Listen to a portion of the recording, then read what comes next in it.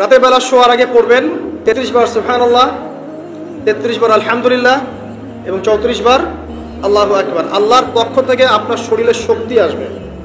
এটা যারা নিয়মিত আমল করে আল্লাহর পক্ষ থেকে তাদের শরীরে শক্তি আসে। হ্যাঁ, কারণ এইটা রাসূল সাল্লাল্লাহু আলাইহি ওয়াসাল্লাম কাকে শিখিয়ে দিয়েছেন? তার মেয়ে ফাতিমা রাদিয়াল্লাহু আনহাকে।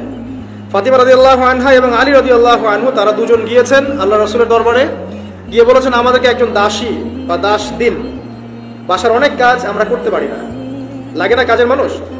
নবী সাল্লাল্লাহু আলাইহি ওয়াসাল্লাম বলছেন যে আমি কি তোমাদেরকে এমন কিছু শিখিয়ে দিব যেটা তোমাদের এই দাস দাসের অভাব পূরণ করে দিবে, প্রয়োজন হবে না? অবশ্যই শিখিয়ে দিন। তখন নবীজি শিখালেন সাল্লাল্লাহু আলাইহি ওয়াসাল্লাম যে ঘুমানোর আগে 33 বার সুবহানাল্লাহ পড়বে, 33 বার আলহামদুলিল্লাহ এবং 34 বার আল্লাহু আকবার। তোমাদের দাস দাসীর প্রয়োজন হবে না ইনশাআল্লাহ। তোর ব্যাখ্যায় অনেক ওলামায়ে কেরাম বলেছেন যে এটা নিয়মিত আমল করতে থাকলে রোগ ব্যাধি কম হয়, শরীরে শক্তি আসে, এনার্জি বাড়ে, আপনি নিজের কাজ নিজেই করতে পারবেন ইনশাআল্লাহ।